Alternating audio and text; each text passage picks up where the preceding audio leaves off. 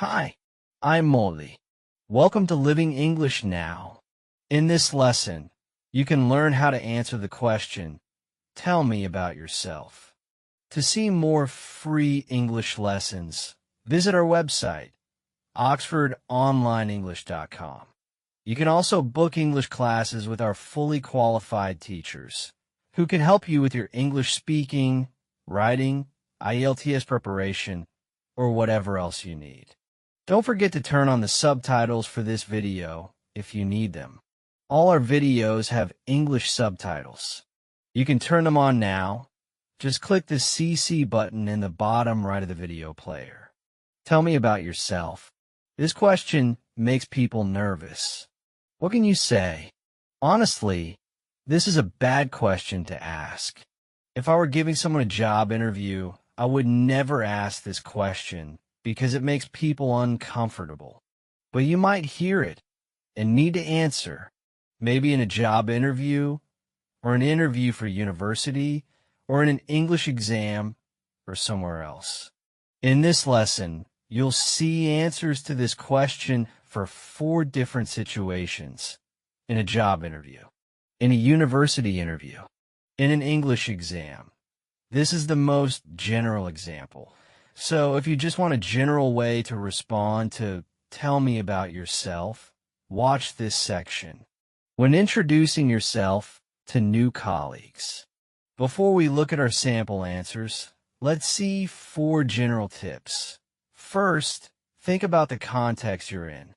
Tell me about yourself doesn't mean tell me everything about yourself.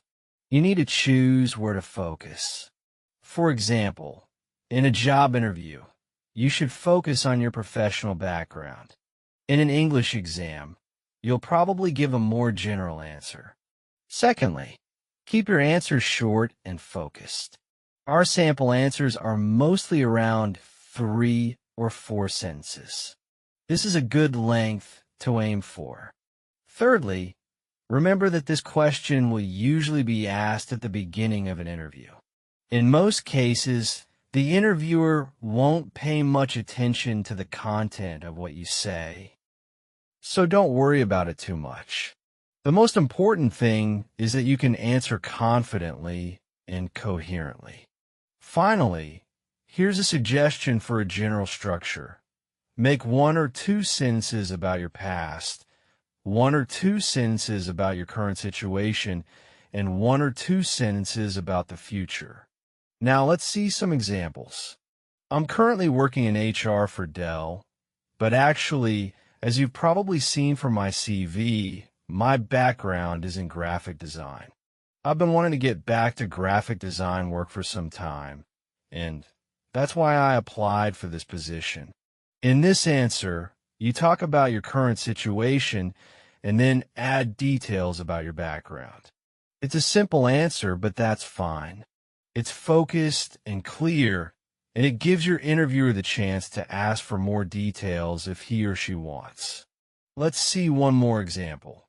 I've been working in biomedical research for about 5 years. I completed my PhD 4 years ago, and I work for a small pharmaceutical company here until, unfortunately, they went out of business recently. So, I'm currently looking for a new position in biotech, pharma, or anything related to my training and experience.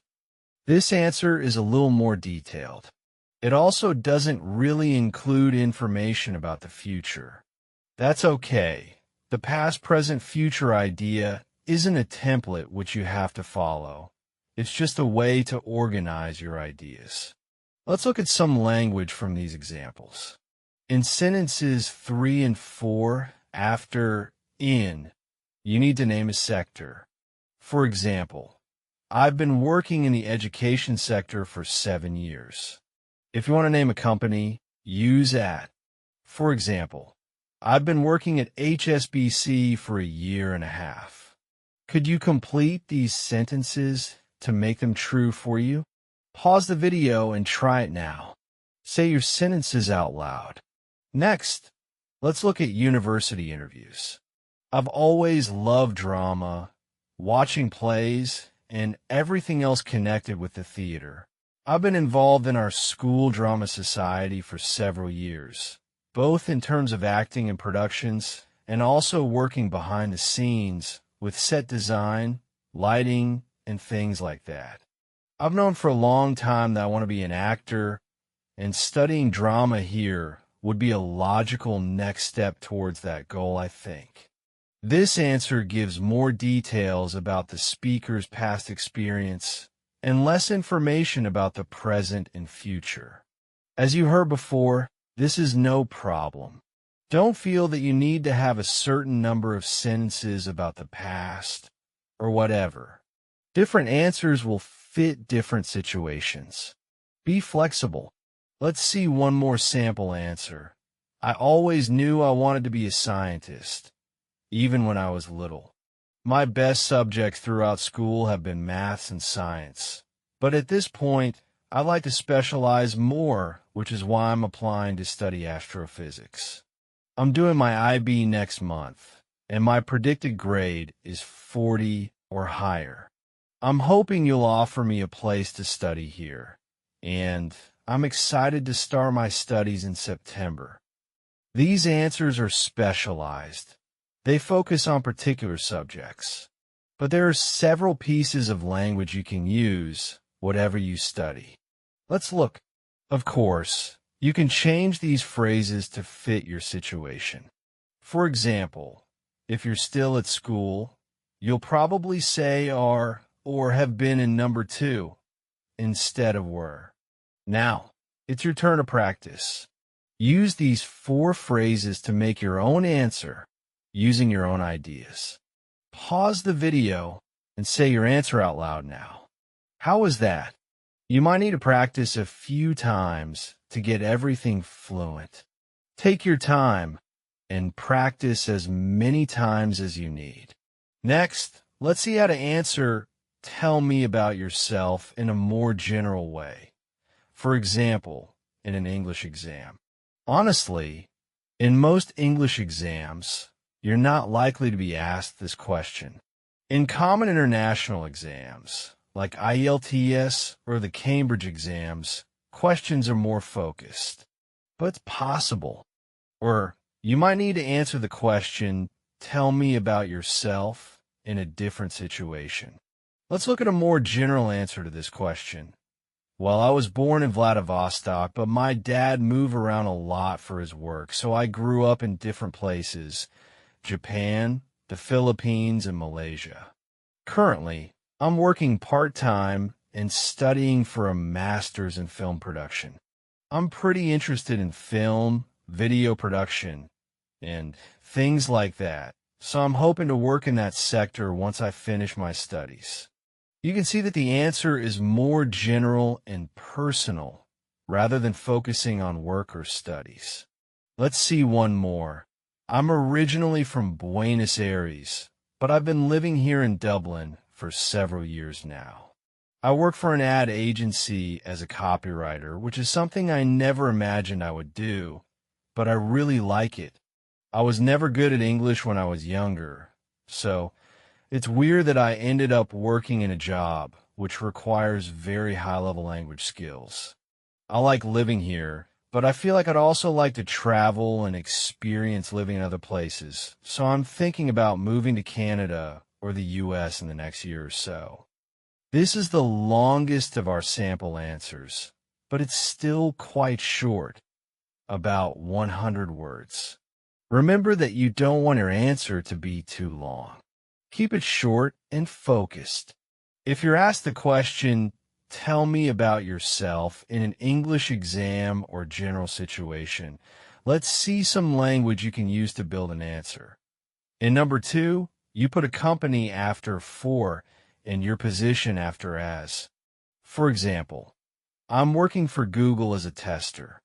In number 4, you put in ing verb after "about" to describe something you're considering doing in the future. For example, I'm thinking about changing jobs. Make your own answer using these 4 phrases. If you want, add more sentences or details to your answer. Pause the video and make your answer now. How was that? Easy? Difficult?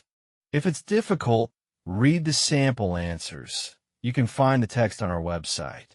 Use the sample answers as a model and change the details so that you're using your own information.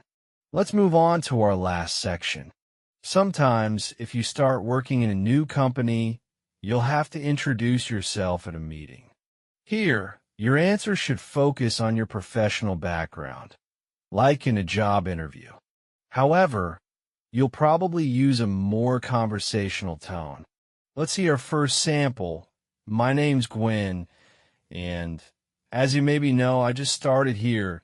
This is my first week, in fact.